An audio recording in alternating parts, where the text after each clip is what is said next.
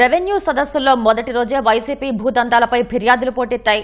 కొన్ని చోట్ల రెవెన్యూ అధికారులే భూ సమస్యలు సృష్టించిన ఘటనలు బయటపడ్డాయి. మరికొన్ని చోట్ల పరిష్కారం చూపదగిన సమస్యలను పట్టించుకోకుండా వ్యవహరించిన తీరు రైతులను కంటతడి పెట్టించింది.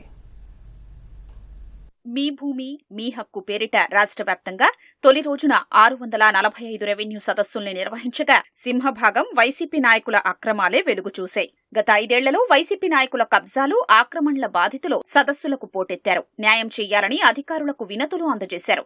రాయలసీమ జిల్లాల్లో భూమాఫియా పేట్రేకిపోయిందని అధికారుల నుంచి ప్రభుత్వానికి నివేదికలు వెళ్లాయి. ఆయా జిల్లాలపై ప్రత్యేక శ్రద్ధ పెట్టి సమస్యలు పరిష్కరించాలని ప్రభుత్వం కలెక్టర్లకు ఆదేశాలిచ్చింది. ఉమ్మడి అనంతపురం జిల్లాలో తొలి రోజు నిర్వహించిన సదస్సులో ఎక్కువగా పొలానికి వెళ్లే దారి సమస్యలపైనే ఫిర్యాదులు అందాయి. రీసర్వే వల్ల తలెత్తిన సమస్యల్ని రైతులు ఏకరువు పెట్టారు. మాది తోటే మాదే కొన్నాము, మాకైతే ఆంగ్ల ఇంట్లోకి ఎక్కిందన్నాము. నా మూడు తెలియక ఇన్నాళ్ళు జరిగింది. మాది ఎక్కిన దానికి వేరే వాళ్ళు ఎక్కించుకుంటారు.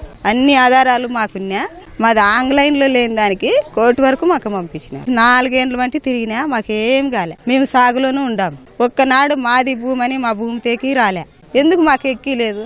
కోర్టు వరకు మేము ఏం చేసినాం సార్ మాకు పంపించేకి? ఎవరు దాంట్లోకి ఎక్కింది అనేది కూడా మాకు తెలియదు. దోబకి 10 సెంటు సాలు, 2 సెంటు సాలు, అర్ధ సెంటు సాలు అని చెప్పి ఇక్కడ జరిపి వాళ్ళు గెనిమ గట్టి వేసినారు. బ్రిటిష్ వాళ్ళ కాలంలో ఉండే రాళ్ళు ఇడిచిపెట్టి 30 సర్వే నెంబర్లు ఉంటే 31 సర్వే నెంబర్లో దోబ కలిపి నువ్వు అక్కడ జరగద్దు, ఒకటేళ్ళకి ఇక్కడ నీకు భూమి ఇక్కడుంది, నీకు ఇది కూడా నీకే వస్తుందని చెప్పి ఇది మోసం చేసి కెచ్ చేసి దౌర్జన్యంగా బాయిపుడు చేసినారు. దౌర్జన్యం కాలువ తీసేసినారు. ఏరే వాళ్ళకి కాపళ్ళు కమ్మింది. కాపళ్ళు తీసుకొని వాళ్ళు పాస్బుక్ చేసుకున్నారు. మాది ఇది ఆస్తి అని వాళ్ళు వస్తా ఉన్నారు సార్. మమ్మల్ని వాటికి పోయాకే ఇడుస్తా ఉండలేదు, దగ్గరికే ఇడుస్తా ఉండలేదు, కొట్టాకే వస్తారు. నీది ఎక్కడుంది తీసుకోరాపో అంటని మాట్లాడుతూ ఉన్నారు సార్. వాళ్ళు పాస్బుక్ చేపించుకొని మా సమస్య తీర్చి మా సొమ్ము మాకు ఇప్పించేటట్లా చేయాలా చంద్రబాబు నాయుడు. రాజకీయ ఒత్తిళ్ల కారణంగా పరిష్కారం కాని సమస్యలపైన రైతులు వినతి పత్రాలు అందజేశారు. బాధితుల అర్జీలను స్వీకరించిన అధికారులు నిర్దేశిత సమయంలో పరిష్కారం చూపుతామని చెప్పారు. పట్టదారు పాస్బుక్లు రాకపోవడము, పట్టదారు పాస్బుక్లో తప్పులు పడడము, విస్తీర్ణాలు తప్పులు పడడము, ఇవన్నీ అది దాని జెన్యూనిటీ బట్టి అవి సవరించడం జరుగుతుంది. పీజీఆర్ఎస్ పోర్టల్లోనే మనము అర్జీలు నమోదు చేసి వాళ్ళకి రసీదు ఇస్తున్నాము. అది రసీదు కూడా ఆ పని కూడా ఎన్ని రోజుల్లో పూర్తి చేస్తామో తెలియజేస్తున్నాము. గవర్నమెంట్ ల్యాండ్స్ గతంలో దిదేన్ తహసీల్దార్ వాళ్ళు డీపట్టాపరాలు ఇచ్చారు. కొంతమందికి డీపట్టాపరాలు లేకుండా పాస్బుక్ ఎంట్రీస్ అయినాయి. ఆ ఇష్యూస్ సాల్వ్ చేయమని వస్తున్నారు. రీసర్వే చేసేటప్పుడు వాళ్ళకి నోటీసులు ఇచ్చారు. హాజరు కాని వాళ్ళకి ఆ సమస్యలు సాల్వ్ కాకపోవడంతో అవి జాయింట్ ఎల్పిఎంస్ గా పెట్టారు సార్. ఈ 1B రావడానికి వాళ్ళ దగ్గర ఉన్న ఎవిడెన్సెస్ ఏమున్నాయో తీసుకుని ఈ ప్రాబ్లమ్స్ సాల్వ్ చేస్తాం సార్. ఇతర సమస్యలు కూడా వచ్చినటువంటివి, అభివృద్ధికి సంబంధించినటువంటి సమస్యలు కూడా తీసుకొని ఆ కన్సర్న్ డిపార్ట్మెంట్స్ తో కూడా సంప్రదించి వాడికి పరిష్కారం చూపడానికి ప్రభుత్వం ఆదేశించడం జరిగింది. పెన్షన్స్ విషయమై ఒక 5 అప్లికేషన్స్ రావడం జరిగింది. అక్కడ కన్సర్న్ వెల్ఫేర్ అసిస్టెంట్ తో కూడా మాట్లాడి వాటికి ఏ విధంగా మనం న్యాయం చేయొచ్చు అని చెప్పి వాళ్ళకు గైడ్ చేయడం జరిగింది. ఎవరికైతే అర్హతను పరిశీలించి వారికి తొందరలోనే ప్రభుత్వం ద్వారా ఈ మనకి ఆప్షన్ అనేటువంటిది వస్తుంది. మనం అప్లోడ్ చేయడానికి వచ్చేటువంటి ఫేజ్ లో వాళ్ళకి పెన్షన్ శాంక్షన్ కు ఇవ్వడం జరుగుతుంది.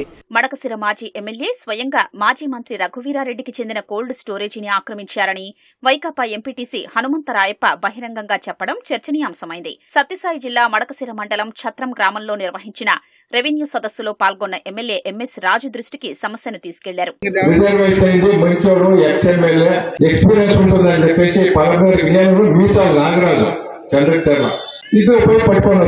సరే 14 ఓడిపోయినాడు, 19లో గెలిచినాడు.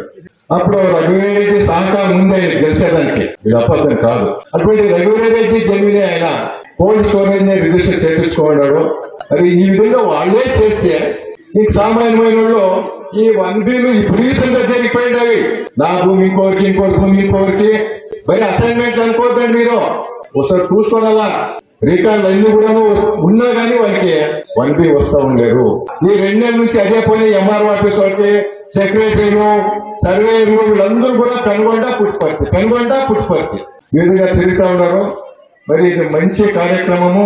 శ్రీ సత్యసాయి జిల్లా సోమందేపల్లి మండలం నాగినాథని చెరువులో నిర్వహించిన రెవెన్యూ సదస్సులో మంత్రి సవిత పాల్గొన్నారు. గ్రామ సచివాలయ వ్యవసాయ సహాయకుడు బాలు పనితీరుపై గ్రామస్తులు ఫిర్యాదు చేయడంతో అతడిపై మంత్రి ఆగ్రహం వ్యక్తం చేశారు. ఏళ్ల తరబడి కార్యాలయాల చుట్టూ తిరుగుతున్నా సమస్యలు పరిష్కరించడం లేదంటూ బుసయ్య గారి పల్లికి చెందిన ఓ మహిళ అధికారుల తీరుపై మండిపడ్డారు. ఇక్కడ రైతులు లేకుండా మీరు కూర్చొని పెట్టుకుంటారా? ఏ పొలంలో పెట్టో ఏ రైతులు పెట్టో పెట్టు. నేను సీరియస్ గా చెప్తున్నాం, మళ్ళీ రిపీట్ అయ్యేది. రిపీట్ అయితే బాగుండదు అన్న. మీరు కూడా ఇక్కడ ఉండే రైతన్నలు కావచ్చు, గ్రామస్తులు కావచ్చు, లీడర్లు కావచ్చు, వాళ్ళు పని చేయడానికే ఉన్నారు. మనం పని చేయించుకోవాల్సిందే. మీకు ఇష్టం లేకపోతే మీరు కలెక్టర్ గారి దగ్గరికి వెళ్ళి మీ సమస్యలు ఏదన్నా చెప్పుకోండి. మాకు పని జరగాలి. సర్వే నంబర్లు అన్ని పెట్టుకున్నా కూడా అన్ని పెట్టుకున్నా కూడా వేయడు. ఎన్నిసార్లు మేము సముద్రం నుంచి తిరుగుతున్నాం. ఇవిడవుడు కాదు తెలిసలేదేమన్నా అటు నుంచి ఫోన్ చేసేది ఎక్కించుకోకుండా ఉండేది. దీనికి 11